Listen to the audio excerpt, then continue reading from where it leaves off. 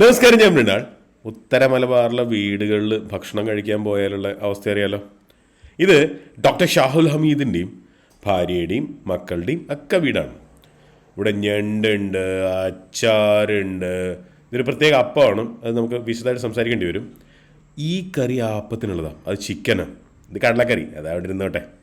Chicken പൊരിച്ചതുണ്ട്, പിന്നെ ചെമ്മീനുണ്ട്, chicken biryani ഉണ്ട്, mutton biryani വേറെ കാണിച്ചല്ലോ അല്ലേ. അപ്പോൾ നമുക്ക് ഇതിലേക്ക് ഒരു ചെറിയ യാത്ര അങ്ങ് തുടങ്ങാം. കഴിഞ്ഞോ? ഇനിയുണ്ടോ?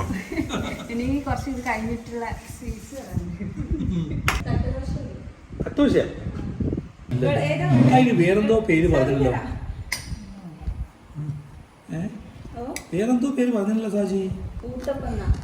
ഊത്തപ്പന്നല്ല, എന്തോ പേര് പറഞ്ഞു. ഇതൊരു ചിലപ്പം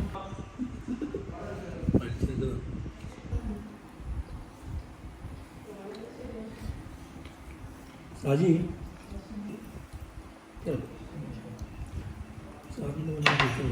ഒരുപാട് ലെയറുകൾ കണ്ടോ, ലെയറുകൾ. ഞാൻ ആദ്യമായിട്ട് ഇങ്ങനെ ഒരു സാധനം കാണുന്നു. പേര് ചോദിച്ചപ്പോൾ ആവിക്ക് വെച്ചതെന്ന് പറഞ്ഞു. അതിപ്പോ പുട്ട്, ഇഡലി എല്ലാം ആവിക്ക് വെക്കാനല്ലേ ചെയ്യുക. കിണ്ണത്തപ്പം എങ്ങനെ നമ്മള് ഷീൻ ബേക്കറി പോയാൽ മറ്റേ ഒട്ടുക്കത്തെ ടേസ്റ്റ് ഇട്ടത്.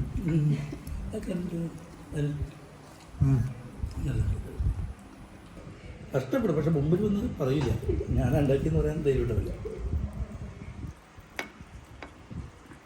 ഇതൊക്കെ ഉമ്മയാണ് എൻ്റെ എക്സ്പേർട്ട് ഈ സാധനമൊക്കെ.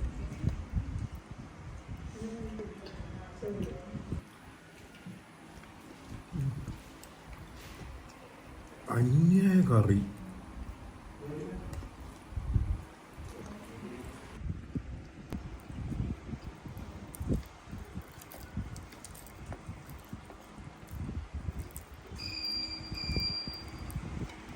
നീ ആദ്യം തന്നെ ബിരിയാണി എടുത്തല്ലേ? നഷ്ടമാണ് മോനെ, വൻ നഷ്ടമാണ്, ഒമ്മിച്ച നഷ്ടം. ബിരിയാണി കഴിച്ചില്ലെങ്കിലും കുഴപ്പമില്ല.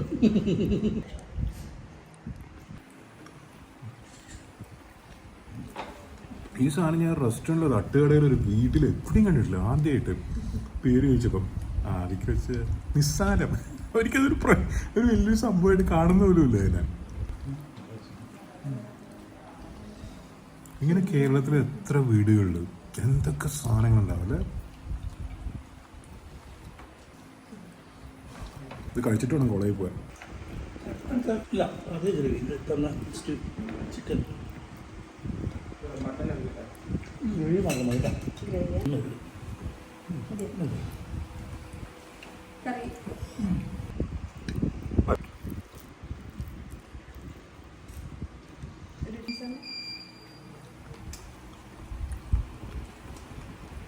സ്പൈസസ് വെച്ചിട്ടുള്ള കളിയൊന്നുമില്ല.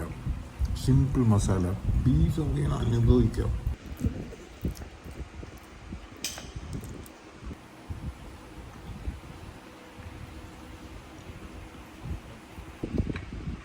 മതി, ഞാൻ എടുത്തോളാം. ഏറ്റവും മെനക്കെട്ട പണിയായത്, പക്ഷേ ഏറ്റവും റിവാർഡിങ് ആയിട്ടുള്ള പണിയായത്. സൂക്ഷിച്ച് കളിക്കണം, അല്ലെങ്കിൽ നാവ്, പല്ല്, മൂക്ക് എല്ലാം ഒന്നിച്ചായി പോകും.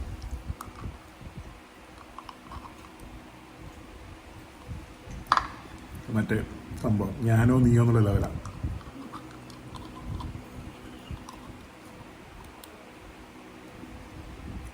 ഒരു സാധനം കട്ടർ വേണ്ടി വരും. ഇവിടെ എവിടെയെങ്കിലും അറക്കമില്ലുണ്ട്, ഒന്ന് അറുത്തെടുക്കാൻ മുറിക്കാൻ ആൾ പോയിട്ടുണ്ട്. ശരിയാക്കാം.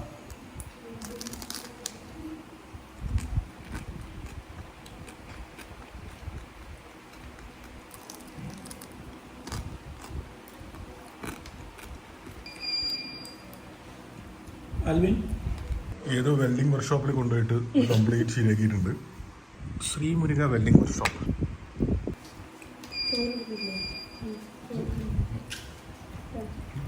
മിനിസ്ട്രി ഓഫ് ക്രാബ് എന്ന് പറഞ്ഞൊരു റെസ്റ്റോറൻ്റ് ഉണ്ട്.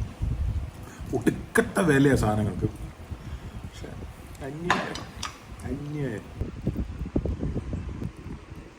ഈ തലശ്ശേരി, കണ്ണൂർ ഭാഗങ്ങളിൽ ഉഷാർ ബിരിയാണി കിട്ടും. ഒറ്റ പ്രശ്നമുള്ളൂ, ഒറ്റ റെസ്റ്റോറൻറ്റിൽ കിട്ടില്ല, വീടുകളിൽ പോകണം. പക്ഷേ എന്ന് വെച്ചൊരു വീട്ടിൽ കയറിയിട്ട് ചേച്ചി കുറച്ച് ചോറ് തരുമോ എന്ന് ചോദിക്കാൻ നമുക്ക് പറ്റൂലല്ലോ ഉണ്ടാക്കാൻ.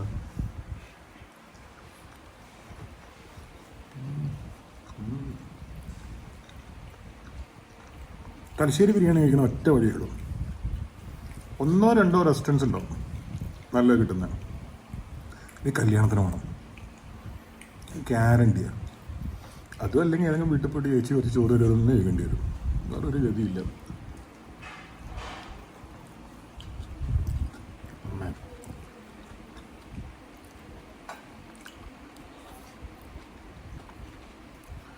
ബീട്രൂട്ട്, ഈത്തപ്പഴം, കുറേ സാധനങ്ങൾ, അതായത് എരിവ്, പുളി, മധുരം, എല്ലാ സാധനങ്ങളും ഉണ്ട് ഈ അച്ചാറിൽ.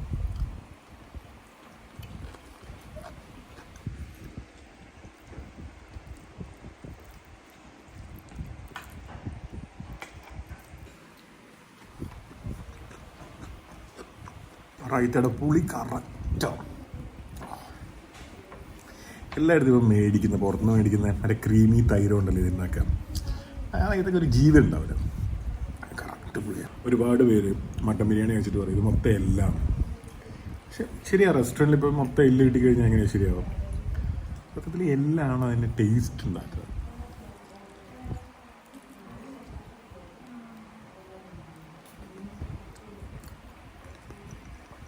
ഞാൻ വെറുതെ ഇരിക്കുന്ന സമയമായാലും ഫുള്ള് ബിസി ആയിട്ടുള്ള സമയമായാലും വീട്ടിലേക്ക് വിളിച്ചാൽ ഞാൻ വരും കേട്ടോ. നല്ല ഭക്ഷണം ഉണ്ടായിട്ട് വിളിക്കണം.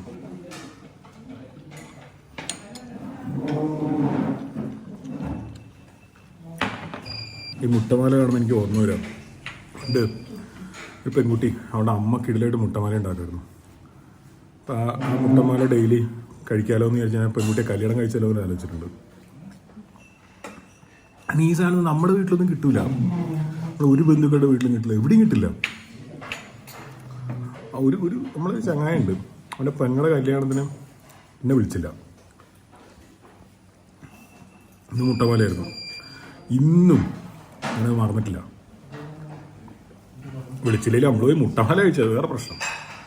ഭക്ഷണം കഴിച്ചു കഴിഞ്ഞ സ്ഥിതിക്ക് ഇനി 2 മണിക്കൂർ നേരത്തേക്ക് ഒന്നും കഴിക്കാൻ പറ്റില്ല, അത്രയും കഴിച്ചു പോയി. ഇത് അയാട്ട അപ്രൂവ്ഡ് ആയിട്ടുള്ള ഒരു ട്രെയിനിങ് ഇൻസ്റ്റിറ്റ്യൂഷനാണ്, ഒരു കോളേജാണ്. ഇന്ത്യയിലെമ്പാടുള്ള, ലോകത്തെമ്പാടുള്ള കുട്ടികൾക്ക് വന്ന് പഠിക്കാൻ പറ്റുന്ന കണ്ണൂരുള്ള നല്ല ഏവിയേറ്റേഴ്സിനെ സൃഷ്ടിക്കുന്ന കോളേജാണ്. Aircraft total it has been divided into 3 parts. There is nose section, center section and tail section. Now as far as the main part is concerned, number 1 I told you the fuselage, don't forget about it. Second is the wing. As far as the nose is concerned, we have got windscreens. Center section is the entire fuselage and the boarding passenger boarding area. Whereas the tail section, it has got again 2 parts, the vertical stabilizer and the horizontal stabilizer. സാധാരണ ഒരു aviation കോളേജിൽ പോയാലും നമ്മൾ ഇതൊന്നുമല്ല കാണുക. Class മുറികളുണ്ടാവും, teachers ഉണ്ടാവും, പിള്ളേർ പഠിക്കുന്നുണ്ടാവും, പരീക്ഷ പാസ്സാവുന്നുണ്ടാവും പഠിച്ചിട്ട്.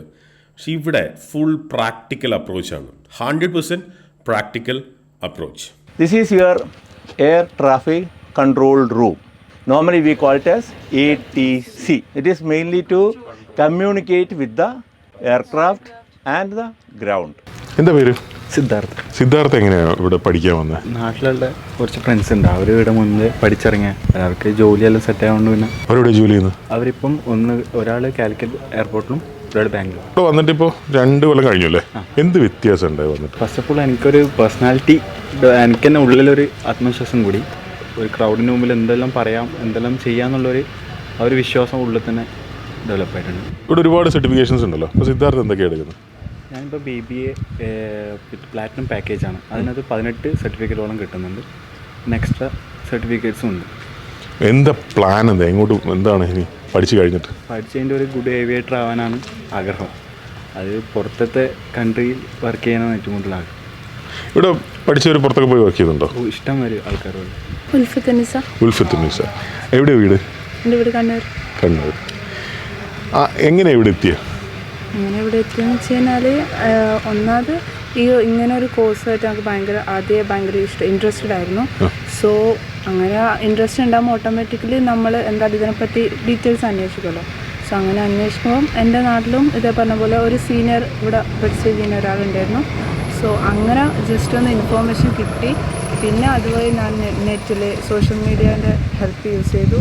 സോ അങ്ങനെ വെച്ച് നോക്കുമ്പം ഈ കോളേജിനെ കുറിച്ച് കുറച്ചും കൂടി അറിഞ്ഞു നോക്കുമ്പോൾ അങ്ങനെ ഡീറ്റെയിൽസൊക്കെ അന്വേഷിച്ചിരുന്നു. എനിക്ക് ആപ്റ്റാവും തോന്നിയപ്പോൾ ഇങ്ങോട്ട് പോകും. ഇവിടെ വന്നതിന് ശേഷം എന്ത് മാറ്റമുണ്ടായ പേഴ്സണലി?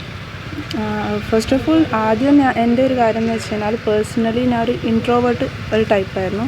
സോ ഇവിടെ ഈ ഒരു കോളേജിൽ അഡ്മിഷൻ എടുത്ത മുതൽ ഒരുപാട് കാര്യങ്ങൾ ട്രെയിനിങ്സ് സ്റ്റഡിക്ക് പുറമെ നമ്മൾ തിയറി പാർട്ടിന് പുറമെ ഒരുപാട് പ്രാക്ടിക്കൽ സെക്ഷൻസ് നമുക്ക് കിട്ടിയിരുന്നു. സോ ആ ട്രെയിനിങ്ങിലൂടെ തന്നെ പിന്നെ ഒരുപാട് ഫൺ ആക്ടിവിറ്റീസ് ഉണ്ടായിരുന്നു.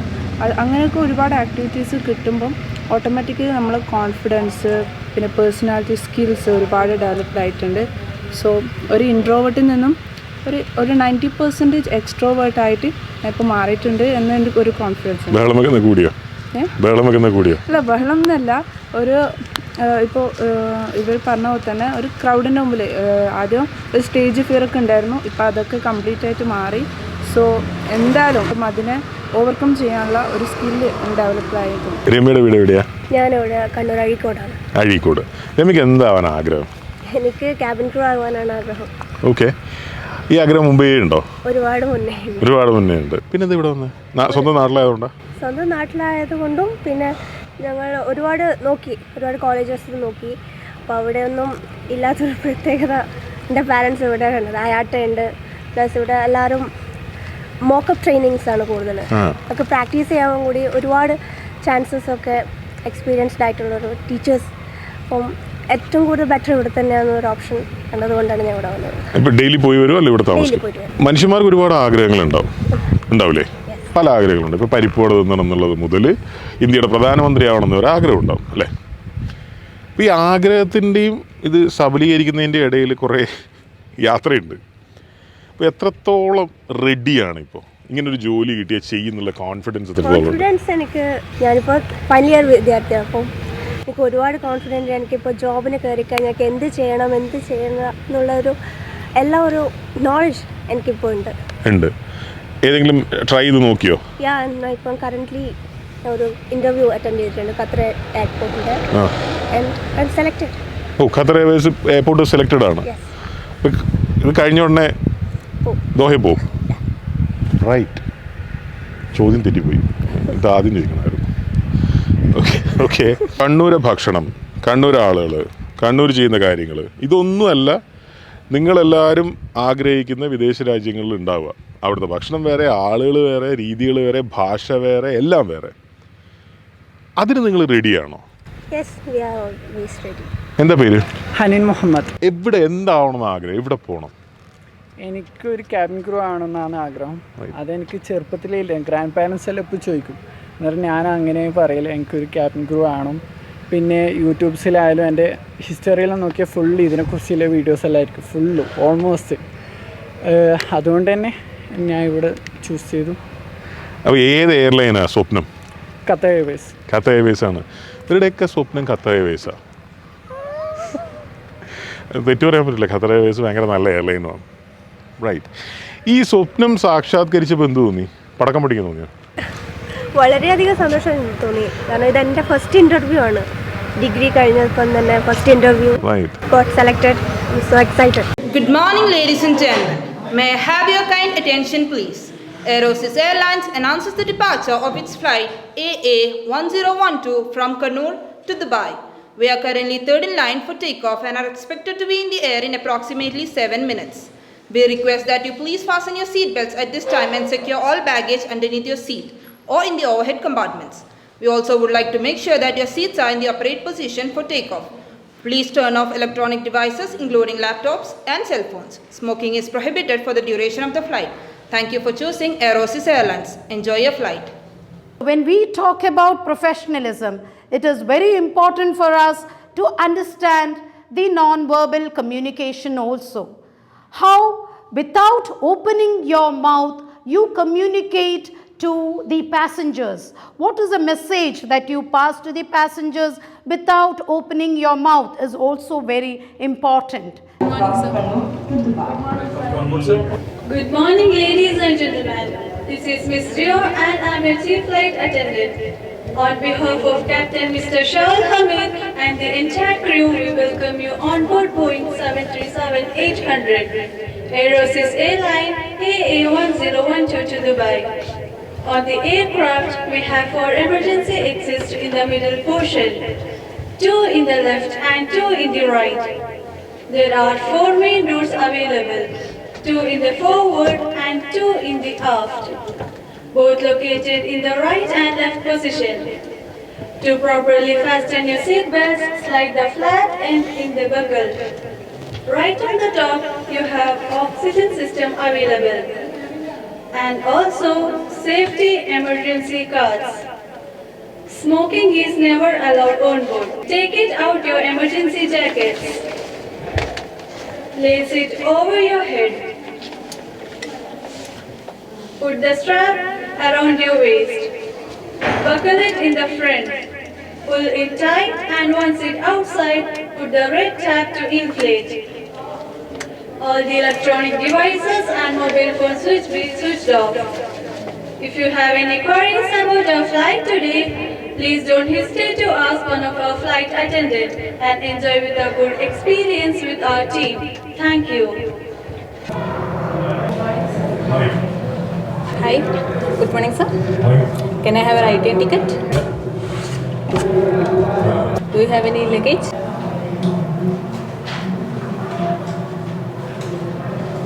Do you have any seat buttons? So you are Mr. Mrinal, traveling from Kannur to Dubai? Thank you, sir. Happy journey. देवियों और सज्जनों नमस्कार। एरोसिस एयरलाइंस की उड़ान AA1012 पर हमारे अतिथियों का स्वागत है। इस उड़ान के मुख्य वैमानिक कप्तान शाहुल हमीद है और मैं पूजा इस उड़ान की कैबिन क्रू इंचार्ज हूँ। हम इस सुबह आपकी सुरक्षा और आराम का ध्यान रखेंगे।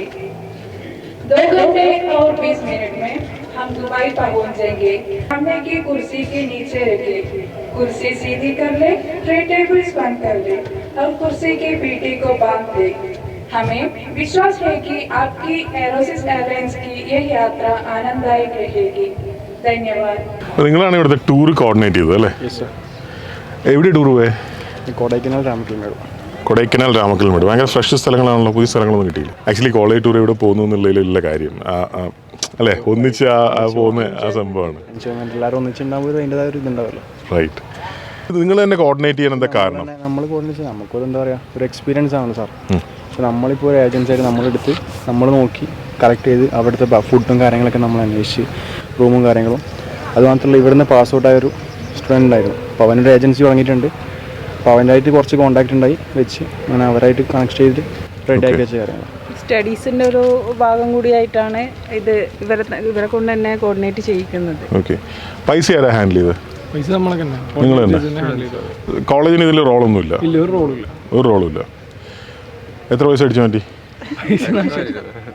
പുതിയ ബൈക്ക് ആണല്ലോ അവിടെ, അതാരുടെയാണ്? നിങ്ങളാരുടെ അല്ല അല്ലേ? എല്ലാവർക്കും ഓരോ താല്പര്യങ്ങളായിരിക്കുമല്ലോ. പക്ഷേ ഒരു ടൂറിസം കമ്പനി തുടങ്ങണമെന്നുണ്ടെന്ന് വെച്ചോ. ഇപ്പം നമ്മുടെ ജേക്കബിൻ്റെ സ്വർഗരാജ്യത്തിൽ ഉള്ളൊരു കമ്പനിയില്ലേ, അതുപോലെ ധൈര്യമുണ്ടോ തുടങ്ങാൻ? ബാക്കിയുള്ള കാര്യങ്ങൾ ഇപ്പോൾ ഫീസിബിലിറ്റി സ്റ്റഡി, ബിസിനസ് പ്ലാൻ, എല്ലാ കാര്യങ്ങളും അറിഞ്ഞ് മനസ്സിലാക്കിയിട്ട് ഇതേ രീതിയിൽ തുടങ്ങാം. പ്ലാൻ വെച്ച് തുടങ്ങിക്കഴിഞ്ഞാൽ പറ്റുമോ? പറ്റുമോ? ഇയാൾ ഇതിലും ഉണ്ടായിരുന്നോ? ആണോ? പിള്ളേർ മുഴുവൻ പറയുന്നത് അവർ ജീവിതത്തിന് റെഡിയാവാനുള്ളൊരു കോൺഫിഡൻസ് കിട്ടിയെന്ന്. അതെങ്ങനെയാണ് നിങ്ങളുടെ ഈ പ്രാക്ടിക്കൽ ട്രെയിനിങ് ആണോ അതങ്ങനെ ആക്കുന്നത്? അതായത് നമ്മൾ സാധാരണ രീതിയിൽ ഇപ്പം പ്ലേസ്മെൻ്റൊക്കെ പറയുമ്പോൾ പ്ലേസ്മെൻറ്റ് നമ്മൾ ചെയ്തു തരുന്നൊക്കെ പറയും. ഞങ്ങളങ്ങനെ പറയാറില്ല. ഞങ്ങളവരെ ട്രെയിൻ ചെയ്ത് അവരെ കോൺഫിഡൻസ് അവരെ നന്നായിട്ട് ഉണ്ടാക്കിയിട്ട് അവരെ തന്നെ തയ്യാറാക്കുക. ഇപ്പോൾ ഈ ഇൻഡസ്ട്രിക്ക് തയ്യാറായി കഴിയുമ്പോൾ അവർക്ക് സ്വന്തമായിട്ട് കാര്യങ്ങൾ ചെയ്യാൻ പറ്റും. ഇപ്പം ഫസ്റ്റ് ഇയറിൻ്റെ കുട്ടികൾ അനൗൺസ് ചെയ്യുന്നത് സാർ കേട്ടില്ലേ? ഫസ്റ്റ് ഇയറിൻ്റെ കുട്ടികൾക്ക് ഈ വന്ന പാടുള്ള കുട്ടികൾ പോലും ഈ എയർലൈൻ ഇൻഡസ്ട്രിക്ക് വേണ്ടി തയ്യാറാവുകയാണെങ്കിൽ തേർഡ് ഇയർ ആകുമ്പോഴേക്കേ അവരത്രത്തോളം പെർഫെക്റ്റ്ലി ആ ഒരു ഇൻഡസ്ട്രിക്ക് വേണ്ടി തയ്യാറായിട്ടുണ്ടാവും. അതന്നെ അവരെ കോൺഫിഡൻസ്. അവർക്ക് അറിയാം, പണി അറിയാം. പണ്ട് സാധാരണ പറഞ്ഞാൽ ഒന്നും അറിയാത്ത ആൾ പോയിട്ട് അവിടെ ട്രെയിൻ ചെയ്ത് റെഡിയാക്കി എടുക്കണ്ടേ. ഇതിപ്പോൾ ട്രെയിൻഡ് ആയ ആൾക്കാരെയാണ് നമ്മൾ ഇൻഡസ്ട്രിക്ക് കൊടുക്കുന്നത്. ഞാൻ എയർപോർട്ടിൽ കണ്ണൂർ എയർപോർട്ടിൽ വന്ന് ഇറങ്ങിയപ്പോൾ ഒരു നിങ്ങളുടെ പഴയ സ്റ്റുഡൻറ്റ് ഒരു കുട്ടി വന്നു. അവൾ എത്ര കാലമായി പഠിച്ചിറങ്ങിയിട്ട് കുറേ വർഷമായി. 6-7 വർഷം കഴിഞ്ഞു. 6-7 വർഷമായി. ഇപ്പോൾ അത്യാവശ്യം സീനിയർ പൊസിഷനിലായി. അതെ, ഇപ്പം നല്ല. അപ്പോൾ നിങ്ങൾ എത്ര വർഷമായി കോളേജ് തുടങ്ങിയിട്ട്? 2004 മുതലേ ഉണ്ട്. 2004 മുതലേ ഉണ്ട്. എയറോസിസിൻ്റെ ബ്രാൻഡിലേക്ക് വന്ന് 2009-ലാണ്. അതിനു മുമ്പേ നമ്മൾ വേറെ കാലിക്കറ്റ് ഇൻസ്റ്റിറ്റ്യൂഷൻ എന്ന് പറഞ്ഞിട്ടൊരു ഇൻസ്റ്റിറ്റ്യൂഷൻ ഉണ്ടായിരുന്നു. അല്ലെങ്കിൽ ഹോട്ടൽ മാനേജ്മെൻറ്റും ഏവിയേഷനുമായി ബന്ധപ്പെട്ട് തുടങ്ങിയതാണ്. 2009 എന്ന് പറഞ്ഞാലും ഇപ്പോൾ 10-13 കൊല്ലമായില്ലേ? തീർച്ചയായും. ഓക്കെ. ഇപ്പോൾ അവിടെ ഒരു കുട്ടി പറഞ്ഞു അവൾ ക്ലാസ് കഴിഞ്ഞ ഉടനെ ഖത്തറിലേക്ക് പോവുകയാണ്, പ്ലേസ്മെൻറ്റ് കിട്ടിയിരുന്നു. അപ്പം അങ്ങനത്തെ ധാരാളം കുട്ടികൾ നിങ്ങളുടെ അനുഭവത്തിലുണ്ടായിട്ടുണ്ടോ? എങ്ങനെയാണ് ഈ പ്ലേസ്മെൻറ്റുകൾ കോളേജിൽ വന്നിട്ടാണോ അതൊക്കെ അവർ നിങ്ങളെ അറിയിച്ചിട്ട് നിങ്ങൾ കുട്ടികളെ അയക്കുകയാണോ? 2 തരത്തിലുണ്ട്. ക്യാമ്പസിൽ തന്നെ വന്ന് ഇൻ്റർവ്യൂ ചെയ്യുന്നതുമുണ്ട്, അല്ലാതെ നമ്മൾ സ്പെഷ്യൽ ഇൻ്റർവ്യൂ ആയിട്ട് അവരെ സ്ഥലത്തേക്ക് നമ്മൾ ആ കുട്ടികളെ സെലക്ട് ചെയ്ത് അയച്ചു കൊടുക്കുന്നതുമുണ്ട്. 2 തരത്തിലുണ്ട്. ഇപ്പം അതുപോലെ ഒരു ഇൻ്റർവ്യൂവിന് പിള്ളേർ റെഡി. അതെന്ന് പറഞ്ഞാൽ ഈ കുട്ടികൾ സത്യം പറഞ്ഞാൽ ഖത്തറിലേക്കെല്ലാം സ്റ്റാർട്ടിങ്ങിൽ തന്നെ കേരളം വളരെ അപൂർവമാണ്. ഇന്ത്യയിൽ വർക്ക് ചെയ്ത് കുറച്ച് കഴിഞ്ഞിട്ടാണ് നമ്മളെല്ലാം വിദേശത്തേക്കൊക്കെ അയക്കാറ്. ഇതിപ്പം അറിയാലോ, ഖത്തറിന് ഇപ്പോൾ ഒരുപാട് സാധ്യതകൾ വരുന്നുണ്ട്. അവിടെ ഒരുപാട് ആൾക്കാരെ മാൻ പവർ ആവശ്യമാണ്. അതുകൊണ്ടാണ് പെട്ടെന്ന് നമുക്ക് പഠിച്ചിറങ്ങും മുമ്പേ തന്നെ ഖത്തറിലേക്ക് ഒരു അവസരം. കുറേ കുട്ടികളുണ്ട്, 10-16 കുട്ടികൾ സെലക്ഷനിലുണ്ട്. 10-16 കുട്ടികൾ ഖത്തറിലേക്ക് മാത്രം സെലക്ഷനിലുണ്ട്. അതുപോലെ ഒരു കുട്ടി എന്നോട് പറഞ്ഞു, അവള് ഏതൊരു സാധാരണ വീട്ടിലെ സാധാരണ കുട്ടി, സാധാരണ മാർക്കുകൾ, സാധാരണ സാഹചര്യം, വലിയ അങ്ങനെ ബാക്ക്ഗ്രൗണ്ടും സംഭവങ്ങളൊന്നും പറയാനില്ല. അപ്പോൾ അവൾക്ക് ഭയങ്കരമായ ആഗ്രഹമാണ് ഈ ഏവിയേഷൻ. അപ്പോൾ അവളുടെ മനസ്സിൽ ഇങ്ങനെ പഠിക്കണം. അപ്പോൾ അവൾ കുറേ റിസർച്ച് ചെയ്തിട്ട് അവൾ കണ്ടുപിടിച്ചത് ഇങ്ങനത്തെ ഒരു ക്യാമ്പസ് ഈ ഏവിയേഷൻ പഠിപ്പിക്കുന്നത് വേറെ എവിടെ ഇല്ല എന്നാണ്. തീർച്ചയായും. അപ്പം നിങ്ങൾ എന്താണ് എക്സ്ക്ലൂസീവ്ലി അങ്ങനെ സംഭവം? ശരിക്കും നമ്മൾ സാധാരണ തിയറിയൊക്കെ പഠിച്ചു പോയാലേ കുട്ടികൾ കുറച്ച് കഴിയുമ്പോൾ തന്നെ തിയറിയൊക്കെ മറക്കും. സമയത്ത് നമുക്ക് പ്രാക്ടിക്കൽ ഉണ്ടാകുമ്പോൾ ഒരു runway, demo flight, ATC, in-flight live, ഇതൊക്കെ ഇൻഡസ്ട്രിയിൽ പോയി അവർ വർക്ക് ചെയ്യേണ്ടത് ഇവിടെ നമ്മൾ ക്രിയേറ്റ് ചെയ്തിരിക്കുക. അപ്പോൾ അവിടെ നിന്നാണ് അവർ പഠിക്കുന്നത്. അപ്പോൾ അവർക്ക് ജോലി ശരിക്കും ചെയ്ത് പഠിക്കുന്ന ഒരു ഫീലാണ്. അപ്പോൾ അതുകൊണ്ട് കുട്ടികൾക്കത് അങ്ങനെ ഒരു സാധ്യതയുണ്ട്. അപ്പോൾ ചുരുക്കി പറഞ്ഞാൽ നിങ്ങൾ ഈ ഒരുക്കിയിട്ടുള്ള സംഭവങ്ങളൊന്നും ഇല്ലെങ്കിലും ഡിഗ്രി പഠിച്ച് പാസ്സാവാം. എവിടെയും പാസ്സാവാം, ഒരു പ്രശ്നമില്ല. എവിടെയും പാസ്സാവാം, ഇതൊന്നും അറിയണ്ട, ഒന്നും അറിയണ്ടില്ല. പക്ഷെ അവർക്ക് ഇന്റർവ്യൂവിന് പോകുമ്പോൾ ഒന്നും അറിയില്ല സംഭവം. അല്ലെങ്കിൽ ജോലി കിട്ടിയാൽ ഒന്നും തിരിയില്ല. ജോലി കിട്ടിയാൽ തന്നെ ഒരു 1-2 കൊല്ലം അതിനുവേണ്ടി എയർലൈൻ പഠിപ്പിക്കേണ്ടി വരും അല്ലേ? എയർപോർട്ട് പഠിപ്പിക്കേണ്ടി വരും. റൈറ്റ്. ഇത് ശരിക്കും ട്രെയിൻഡായി. അനൗൺസ്മെൻ്റ് അടക്കം, ഫ്ലൈറ്റിൽ അനൗൺസ്മെൻറ്റ്, എയർപോർട്ടിൽ അനൗൺസ്മെൻറ്റ് തുടങ്ങി എന്തൊക്കെയുണ്ടോ അതൊക്കെ അവരെ പഠിപ്പിച്ച് തയ്യാറാക്കിയിട്ടാണ് നമ്മൾ വിടുന്നത്. ഒരു റൺവേയിൽ ഒരു ഫ്ലൈറ്റ് പാർക്ക് ചെയ്യുന്ന സമയം മാർഷലിംഗ് അടക്കം പഠിപ്പിക്കുന്നുണ്ട്. എല്ലാം പഠിപ്പിക്കുന്നുണ്ട്. ഞാൻ മനസ്സിലാക്കിയെടുത്തോളം ഒരുപാട് കുട്ടികൾ പല സ്ഥലത്തു നിന്ന് വരുന്നുണ്ട്. അപ്പോൾ നിങ്ങൾ ഈ ഹോസ്റ്റലും സംഭവങ്ങളൊക്കെ? ഹോസ്റ്റൽ സൗകര്യം ആൺകുട്ടികൾക്ക് വേറെ ഉണ്ട്, പെൺകുട്ടികൾക്ക് വേറെ ഹോസ്റ്റൽ, ആൺകുട്ടികൾക്ക് വേറെ ഹോസ്റ്റലുണ്ട്. പിന്നെ അടുത്ത ദൂരം ബസ്സിന് വരുന്നവർക്ക് ബസ് ഫെസിലിറ്റി ഉണ്ട്. ഇപ്പോൾ കുറച്ചൊരു 25 കിലോമീറ്റർ 30 കിലോമീറ്റർ ഒക്കെ ഉള്ള ദൂരമുള്ള കുട്ടികളാണെങ്കിൽ അവർക്ക് ഹോസ്റ്റലിൽ നിൽക്കേണ്ട ആവശ്യമില്ലല്ലോ. ബസ്സിന് പോയി വരാൻ പറ്റും. കോളേജ് ബസ്സുണ്ട്. ഞാനിത് തുടങ്ങിയത് എങ്ങനെയാണെന്ന് വെച്ചാൽ, എന്നോടൊരു പയ്യൻ പറഞ്ഞു, ഡിഗ്രി അല്ല കിട്ടുന്നത്, ഒരു വലിയ ബാഗ്. അതെ, അത് എന്താന്ന് പറഞ്ഞാൽ നമ്മൾ ഈ ഡിഗ്രിയോടൊപ്പം തന്നെ അവർ ഡിഗ്രി കഴിഞ്ഞിട്ട് വേറെ എന്തൊക്കെ ചെയ്യണോ അതൊക്കെ നമ്മൾ ഇതിൻ്റെ കൂടെ തന്നെ കൊടുക്കും. ആഡ് ഓൺ ആയിട്ട് ഡിപ്ലോമാസ്, ഓരോ ട്രെയിനിങ്ങിന് കണക്കായിട്ടുള്ള അത് സർട്ടിഫിക്കറ്റ് രജിസ്റ്റർ ചെയ്ത്, അയാട്ട ഉൾപ്പെടെ അതൊക്കെ ചെയ്തിട്ട് രജിസ്റ്റർ ചെയ്തിട്ട് പഠിച്ചിറങ്ങുമ്പോൾ ഡിഗ്രിയോടൊപ്പം ഒരുപാട് സർട്ടിഫിക്കറ്റ് ഉണ്ടാവും.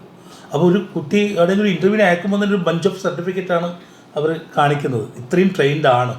അപ്പോൾ നമ്മളെ കുട്ടികൾക്ക് ജോലി കിട്ടാനുള്ള സാധ്യത പ്രയോറിറ്റി കിട്ടും. അതുപോലെ വേറൊരു പേര് പറഞ്ഞ എന്താ, ഒരു അമേരിക്കൻ ബേസ്ഡ് ആയിട്ടുള്ളൊരു സംഭവം റെക്കഗ്നൈസ് ചെയ്ത് ഇപ്പോൾ IAOൻ്റെ ഇൻ്റർനാഷണൽ അക്രഡിറ്റേഷൻ ഓർഗനൈസേഷൻ്റെ അംഗീകാരം കിട്ടിയിട്ടുണ്ട്. അതുകൊണ്ട് വിദേശത്ത് പല യൂണിവേഴ്സിറ്റികളിൽ പഠിക്കുന്നതിനോ അല്ലെങ്കിൽ വിദേശത്തെ ജോലിക്കോ ഒക്കെ ഒരുപാട് സാധ്യതയുണ്ട്. നമ്മുടെ കോളേജിലെ സർട്ടിഫിക്കറ്റ് മാത്രം. നമ്മളിപ്പോൾ യൂണിവേഴ്സിറ്റി സർട്ടിഫിക്കേഷൻ ഉണ്ട്, IRT ഉണ്ട്, അതൊക്കെ ഉണ്ട്. അതല്ലാതെ നമ്മുടെ കോളേജിൻ്റെ സർട്ടിഫിക്കറ്റിനും പ്രാധാന്യമുണ്ട്. അപ്പോൾ IATA anyway across the world അംഗീകരിച്ചതാണ് എല്ലാ എയർലൈനും, എല്ലാ എയർപോർട്ടും. ചുരുക്കി പറഞ്ഞാൽ ഇവിടെ പഠിച്ചു കഴിഞ്ഞാൽ അവർക്ക് എവിടെ വേണമെങ്കിലും പോയിട്ട് ലോകത്തെവിടെയും വർക്ക് ചെയ്യാം, ജോലി ചെയ്യാം. പിന്നെ നിങ്ങളുടെ ഈ പഠിപ്പിക്കുന്ന ആളുകൾ മുമ്പ് ഏവിയേഷൻ ഇൻഡസ്ട്രിയിൽ വർക്ക് ചെയ്തവരാണ്, പഠിപ്പിച്ചവരല്ല. ഇൻഡസ്ട്രിയിൽ വർക്ക് ചെയ്തവരാണ് നമ്മളിത് ഇവിടുത്തെ ട്രെയിനറായിട്ടുള്ളത്. അപ്പോൾ അവർക്ക് ആ ജോലി കൃത്യമായിട്ട് അറിയാം. പിന്നെ ഗസ്റ്റായിട്ട് വരുന്നത് ഇപ്പം നിലവിൽ വർക്ക് ചെയ്യുന്നവർ ഒരുപാട് പേര് ഗസ്റ്റായിട്ട് വരുന്നുണ്ട്. അപ്പോൾ ഇൻഡസ്ട്രിയിലെ അപ്ഡേറ്റ്സ് മുഴുവൻ കുട്ടികൾക്ക് കിട്ടും. ഇനി വരുന്ന ഗസ്റ്റൊക്കെ എവിടെയെങ്കിലും ഒരു വേക്കൻസി ഉണ്ടെങ്കിൽ അവർ കൃത്യമായി കുട്ടികളെ ഇൻഫോം ചെയ്യും. ഇന്നൊരു സ്ഥലത്ത് ഇൻ്റർവ്യൂ ഉണ്ട്, നിങ്ങൾ അറ്റൻഡ് ചെയ്യാൻ നോക്കുന്ന കുറച്ച് അവരെ കമ്മ്യൂണിക്കേറ്റ് ചെയ്യും. അപ്പോൾ ഇതെന്ന് പറഞ്ഞാൽ കുട്ടികൾക്ക് പഠിക്കുന്ന കാര്യത്തിൽ പലപ്പോഴും പ്രശ്നം ഉണ്ടാവുക. ഫാക്കൽറ്റീസ് ബുക്ക് റെഫർ ചെയ്തിട്ടുള്ള ഏതെങ്കിലും ഒരു ഇതെടുത്തിട്ട് പഠിപ്പിക്കുന്നവരുണ്ടാവും. നമ്മളിതല്ല, നമ്മൾ ഇൻഡസ്ട്രിയിൽ ആ കുറേ വർഷം എക്സ്പീരിയൻസ് ആയിട്ടുള്ളവരാണ് ഇവരെ പഠിപ്പിക്കുന്നത്.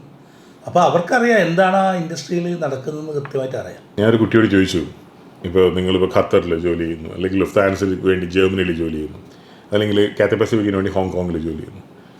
നിങ്ങൾ പക്ഷേ ഈ സംസ്കാരത്തിനെ കുറിച്ചിട്ടോ ഈ ഭാഷകളെ കുറിച്ചിട്ടോ ഭക്ഷണത്തിനെ കുറിച്ചിട്ടോ ആളുകളെ കുറിച്ചിട്ടോ ഒന്നും നിങ്ങൾക്ക് ധാരണ ഉണ്ടാവില്ലല്ലോ. കാരണം നമ്മൾ ഇവിടെ മാത്രമല്ലേ കണ്ടിട്ടുള്ളൂ.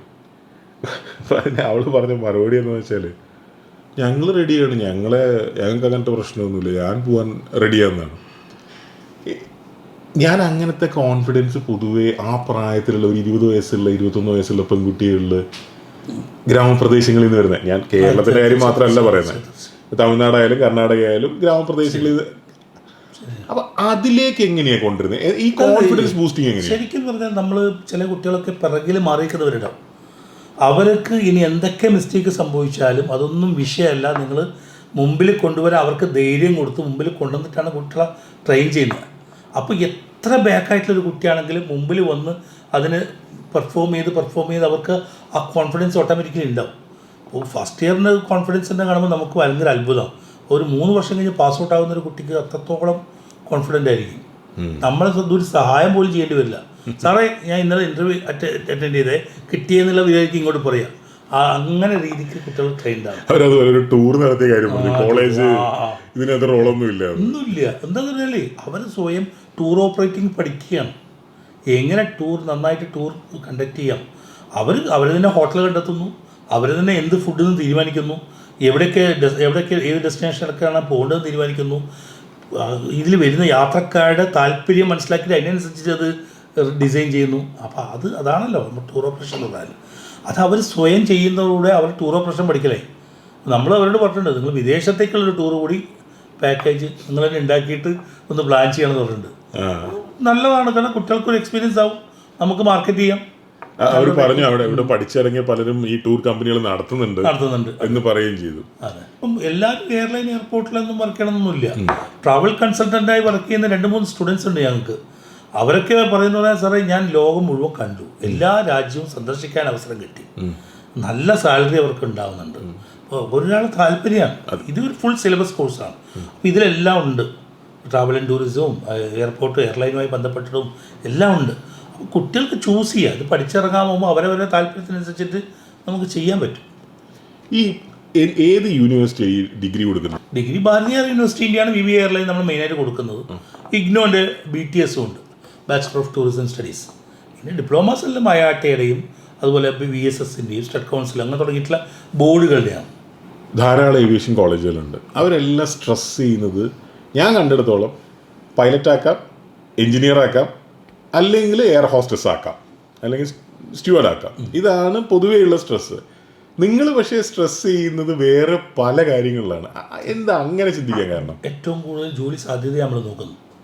നമുക്ക് മാർക്കറ്റിൽ ഏതിനാണ് ഏറ്റവും കൂടുതൽ ജോലി പെട്ടെന്ന് കിട്ടാൻ സാധ്യത? ഗ്രൗണ്ട് ഹാൻഡ്ലിങ്ങിൽ ഇഷ്ടം പോലെ വേക്കൻസി ഉണ്ട്. അപ്പോൾ അതേപോലെ മറ്റേ എഞ്ചിനീയറിംഗ് സൈഡിൽ ഉണ്ടാവില്ല. അപ്പോൾ നമ്മൾ അതിനനുസരിച്ചിട്ട് ഏതാണ് ജോലി, ഞാൻ പറഞ്ഞില്ലേ പണ്ടൊക്കെ നമ്മൾ ഹോട്ടൽ മാനേജ്മെൻറ്റിലാണ് തുടങ്ങി. ഹോട്ടൽ മാനേജ്മെൻറ്റ് നിങ്ങൾക്ക് അറിയാവുന്നതാണ്, ഇൻഡസ്ട്രിയിൽ ഇഷ്ടം പോലെ വേക്കൻസീസ് വരുന്നുണ്ട്. അപ്പോൾ അതാണ് നമ്മളതിൽ തുടങ്ങുക. അത് ഇതുപോലെ തന്നെയാണ് ഇതിലും തുടങ്ങിയത്. ഇതിലും ഇഷ്ടം പോലെ വേക്കൻസീസ് പല സ്ഥലത്തും ഫില്ലാവാതെ നിൽക്കുക. ഇൻ്റർവ്യൂവിന് 100-500 പേര് പങ്കെടുക്കും, പക്ഷേ അതിൽ 10 പേരെ പോലും അവർക്ക് സെലക്ട് ചെയ്യാൻ പറ്റുന്നില്ല. അപ്പോൾ ട്രെയിൻഡ് ആയ ആളെ കിട്ടിക്കഴിഞ്ഞാൽ ഇൻഡസ്ട്രിയിൽ ഒരാൾ ഇൻ്റർവ്യൂ നടത്തുന്ന ആൾക്ക് ഈസി ആയിട്ട് ആളെ കിട്ടും. നമ്മളിപ്പോൾ കൊടുക്കുന്നതിൽ നമ്മളിൽ തന്നെ കൂടുതൽ കുട്ടികൾ സെലക്ട് ആകുന്നതിൻ്റെ കാരണം അതാണ്. അങ്ങനെ കുട്ടികൾ നല്ല ട്രെയിൻഡാണ്. APJ അബ്ദുൽ കലാമിൻ്റെ കുറേ സംഭവങ്ങളുണ്ടല്ലോ. APJ ആണ് നമ്മുടെ എനർജി. APJയോടൊപ്പം ഒരു അരമണിക്കൂർ സ്പെൻഡ് ചെയ്യാൻ എനിക്ക് സമയം കിട്ടിയിട്ടുണ്ടായിരുന്നു. അപ്പോൾ അതൊരു വല്ലാത്ത എനർജിയാണ്. നമ്മൾ ഒരു മുന്നോട്ടുള്ള നയിക്കുന്നതിന് അദ്ദേഹത്തിനെ പോലത്തെ ഒരാളൊന്നും ഇനി ലോകത്ത് വരാനുണ്ടാവില്ല. അങ്ങനൊരു അവസരം കിട്ടിയിട്ടുണ്ട് എൻ്റെ ജീവിതത്തിൽ. അതിനുശേഷം എൻ്റെ ഓരോ കാര്യങ്ങളിലും അദ്ദേഹം തന്ന ഒരു എനർജി ഞാനിപ്പോൾ കീപ്പ് ചെയ്യുന്നുണ്ട്. ഈ സർട്ടിഫിക്കറ്റ്സ് ഒക്കെ കുറേ ഉണ്ടല്ലോ. ഇത് ഗിന്നസ് വേൾഡ് റെക്കോർഡ് ഹോൾഡറാണ്. ഏറ്റവും കൂടുതൽ പുരസ്കാരം നേടിയ വ്യക്തി എന്നുള്ള റെക്കോർഡ് ഇപ്പം നിലവിലുണ്ട്. നിങ്ങൾ അവിടെ എഴുതി വെച്ചത്രയൊന്നും ഇവിടെ കാണാനില്ലല്ലോ. ഒരു ഓഫീസിൽ രണ്ട് ഓഫീസ് മൊത്തം മൊമെൻറ്റോസ് ഉണ്ട് ഇവിടെ. 2 ഓഫീസ് വേറെ. ഞാനവിടെ കണ്ട വേറൊരു കാര്യം അവരുടെ ഒരു രീതിയാണ്, അവരുടെ ഒരു ഡിസിപ്ലിൻ, അവരുടെ ഒരു ബോഡി ലാംഗ്വേജ്, അവർ ഇട്ടിരിക്കുന്ന യൂണിഫോം, ഇതെല്ലാം സത്യം പറഞ്ഞാൽ ഒരു പ്രീമിയം എയർലൈനിൻ്റെ സ്റ്റാഫാണ് ഇയാളെന്ന് പറഞ്ഞ് ചൂണ്ടിക്കാണിച്ചു കഴിഞ്ഞാൽ ആരും അല്ലാതെ വിചാരിക്കാത്തൊരു രീതിയിലാണ്. അപ്പോൾ ആദ്യം മുതലേ ഇങ്ങനെ ട്രെയിൻ ചെയ്യണം? തുടക്കത്തിൽ മുതലേ യൂണിഫോം പഠനം തുടങ്ങുന്ന മുതൽ തന്നെ യൂണിഫോം പ്രൊവൈഡ് ചെയ്യുന്നുണ്ട്.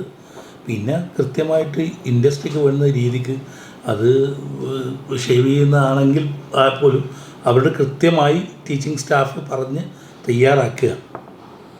എന്നാലേ കുട്ടികൾ ആ പോകുമ്പോൾ അവർക്ക് ബുദ്ധിമുട്ടില്ലാതെ ഇൻഡസ്ട്രിയിൽ ഇത് ചെയ്യുള്ളൂ. ഇല്ലെങ്കിൽ നമ്മൾ ഇതെല്ലാം ഈസിയാക്കി വിട്ടുകയാണെങ്കിൽ നാളെ ജോലി കിട്ടുമ്പോൾ ഇവർക്ക് ഇതൊക്കെ ബുദ്ധിമുട്ടാവും. റാമ്പിലാണെങ്കിലും ആ റാമ്പിൽ ചിലപ്പം ബുദ്ധിമുട്ടുള്ള കാര്യങ്ങളുണ്ടാവും. ആ ബുദ്ധിമുട്ട് നമ്മൾ അവിടെ തന്നെ പഠിപ്പിക്കും. ഇങ്ങനെയൊക്കെ ബുദ്ധിമുട്ടുണ്ട് റാമ്പിൽ എന്നൊക്കെ പഠിപ്പിച്ച് പോകുമ്പോൾ അവർക്ക് ചൂസ് ചെയ്യാം റാമ്പിൽ വേണം വേണ്ടിയൊന്നും. അതെ അതെ, ഇപ്പം പല വഴിക്കും പോകാമല്ലോ. അതെ അതെ. അതുപോലെ ഞാൻ ചോദിച്ചു, ജോലി ചെയ്യുന്നതല്ലാതെ സ്വന്തമായിട്ടൊരു ബിസിനസ് തുടങ്ങാൻ താല്പര്യമുണ്ടോ ചോദിച്ചെല്ലാവരും അതിനെന്താ നമുക്ക് ചെയ്യാലോ എന്ന് പറയാം. അല്ല, കുറേ ആൾക്കാരെ ടൂർ ഓപ്പറേറ്റിംഗ് കമ്പനികൾ തുടങ്ങിയിട്ടുണ്ട്. എത്രയോ ടൂർ ഓപ്പറേറ്റിംഗ് കമ്പനി നടത്തുന്ന എത്രയോ ആൾക്കാരുണ്ട്. അവരൊക്കെ എന്ന് പറഞ്ഞാൽ ഇത് നല്ലൊരു ബിസിനസ്സാണ്. ഒരു പാക്കേജ് ഉണ്ടാക്കി കഴിഞ്ഞാൽ ഇന്നിപ്പോൾ കോവിഡ് മാറി എന്ന് പറയുമ്പോൾ തന്നെ നമ്മളെന്താ ആഗ്രഹിക്കുന്നു, എവിടെ ടൂർ കൊണ്ടുവന്നു, അതെ അതെ, എവിടെയെങ്കിലും പോകണം. അതെ, അപ്പോൾ അങ്ങനെ വരുമ്പോൾ അത് നല്ലൊരു മാർക്കറ്റാണ്. അപ്പം അതിലും ചെയ്യുന്നവർ ഒരുപാട് ചെയ്യുന്നുണ്ട്. സ്വന്തമായി ബിസിനസ് കൊടുക്കുന്നത് വലിയ ബുദ്ധിമുട്ടുള്ള കാര്യമല്ല. എനിക്ക് തോന്നുന്നു ഈ പിള്ളേർ ഏവിയേഷൻ്റെ ഗ്ലാമറിനെക്കാളും ഈ രാജ്യങ്ങൾ മുഴുവൻ കാണുക, ഒരുപാട് പൈസ ഇത് കിട്ടും എന്നുള്ള സംഭവത്തിൽ ഭയങ്കര അട്രാക്റ്റഡ് ആണ്. ഇപ്പം സാധാരണ ഇങ്ങനൊരു കോളേജ് നടത്താൻ നിങ്ങളവിടെ ചെയ്തു വെച്ചിട്ടുള്ള ഭൂരിഭാഗം സംഭവങ്ങളുടെ ആവശ്യമില്ല അല്ലേ? ഇല്ല. ഇപ്പോൾ എത്രയോ സ്ഥാപനങ്ങൾ നടത്തുന്നത് 2-3 മുറികളിൽ മാത്രം തിയറി പഠിപ്പിച്ച് പരീക്ഷയ്ക്ക് അയക്കുന്നു, പരീക്ഷ പാസ്സാവുന്നു, ഇത്രേ ഉള്ളൂ. പക്ഷേ നമ്മൾ ഇത്രയും വിശാലമായ സ്പേസ് എടുത്ത് അവിടെ റൺവേ ഉൾപ്പെടെ എല്ലാം സെറ്റ് ചെയ്ത് അവിടെ എന്തൊക്കെ ഡ്യൂട്ടീസ് വരുന്നത് കറക്റ്റായിട്ട് പ്രാക്ടിക്കലായി പഠിപ്പിച്ച്, അപ്പോൾ നമ്മളിപ്പോൾ ഒരു 10 വർഷം മുമ്പേ കണ്ട സിനിമ പോലും നമുക്ക് ഇന്ന് ഓർമ്മയുണ്ടാവും. ഇന്ന് രാവിലെ 10 എടുത്ത് വായിച്ചാൽ ഇന്ന് ഉച്ചയ്ക്ക് ശേഷം ഓർമ്മയുണ്ടാവില്ല. അപ്പോൾ ഇത് നമ്മൾ ട്രെയിൻ ചെയ്ത് കഴിഞ്ഞാൽ കുട്ടികളുടെ മൈൻഡിൽ എപ്പോൾ ഇതുണ്ടാവും. പ്രാക്ടിക്കൽസ് എപ്പോൾ ഓർമ്മയുണ്ടാവും, തിയറി ഓർമ്മയുണ്ടാവണമെന്നില്ല. അത് പരീക്ഷ കഴിഞ്ഞ് കുറച്ച് അങ്ങ് മറക്കും. അതായത് കാരണവന്മാർ പറയുന്ന ചെയ്ത് പഠിക്കുക. ഇത് ഒരുപാട് രക്ഷിതാക്കളും കുട്ടികളും ഉണ്ടാവില്ലേ? ഇങ്ങനെയൊന്നും ചെയ്തില്ലെങ്കിൽ ഈ ഡിഗ്രി കിട്ടുമല്ലോ, പിന്നെ എന്തിനാ നമ്മൾ ഇത്രയും കഷ്ടപ്പെടുന്നത് വിചാരിക്കുന്നവരും കാണൂല്ലേ? കാര്യങ്ങൾ കൃത്യമായി പറഞ്ഞു കൊടുത്ത് അവർക്ക് മനസ്സിലാവും ഇതിൻ്റെ സാധ്യത എന്താണ്. അപ്പോൾ നമ്മളടുത്ത് വരുന്ന കുട്ടികൾ പ്രത്യേകിച്ചിട്ടും ഇങ്ങനൊരു പ്രാക്ടിക്കൽ സെഷൻസൊക്കെ ഇവിടെ കിട്ടുന്നതുകൊണ്ടാണ് ഇപ്പോൾ ഈ തിരുവനന്തപുരത്തു നിന്നും കന്യാകുമാരി എന്നൊക്കെ കുട്ടികളോട് വന്ന് പഠിക്കുന്നതിൻ്റെ കാര്യം അതാണ്. അവർക്ക് അവിടെ കോളേജിലായിട്ടില്ല, ഇവിടെ ഈ പ്രാക്ടിക്കൽ സൗകര്യങ്ങൾ ഉള്ളത് ഇവിടെയുള്ളൂ. അപ്പോൾ ഇവിടെ വന്ന് പഠിച്ചാൽ നമുക്ക് എന്തായാലും ജോലിക്ക് പോകുമ്പോൾ നമ്മൾക്ക് ജോലി അറിയാം എന്ന നിലയിൽ പോകാൻ പറ്റും. അപ്പോൾ ഇങ്ങനത്തെ ഒരു ക്യാമ്പസ് ഈ സംസ്ഥാനത്തോ അയൽ സംസ്ഥാനങ്ങളിലോ ഇല്ല. ഇങ്ങനെ ചെയ്തിട്ടില്ല. നമ്മളൊരു കുഞ്ഞ് എയർപോർട്ടിൻ്റെ മാതൃകയിലല്ലേ ഉണ്ടാക്കിയത്. അപ്പോൾ അതുകൊണ്ട് തന്നെ കുട്ടികൾക്കെല്ലാം വളരെ ഈസിയാണ് അവർക്ക് പഠിച്ചെടുക്കാൻ വേണ്ടിയിട്ട്. ഈവൻ ബിൽഡിങ്ങുകൾക്ക് പോലും ഹൈറ്റ് ഇല്ല. ഇല്ല, അത് എയർപോർട്ടിൽ അങ്ങനെയൊക്കെ ചെയ്തിട്ടുണ്ട്. +2ൻ്റെ റിസൾട്ട് വന്നു. നിങ്ങൾ പലവിധ ഫീൽഡുകളിൽ, പല കോളേജുകളിൽ, പല സ്ഥലങ്ങളിലായിരിക്കും പഠിക്കുന്നുണ്ടാവുക. പക്ഷെ എനിക്കൊരു ഉപകാരം ചെയ്യണം, ഒരിക്കലും ഡ്രഗ്സ് യൂസ് ചെയ്യില്ല എന്ന് ഒരു പ്രതിജ്ഞ എടുക്കണം.